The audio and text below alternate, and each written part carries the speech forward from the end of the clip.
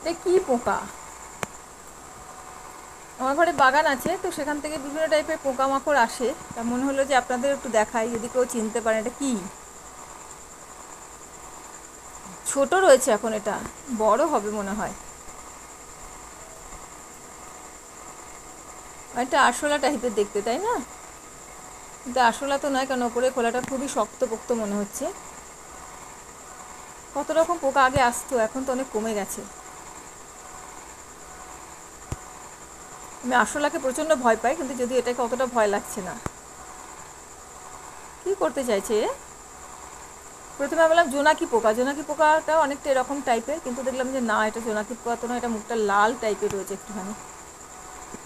ওই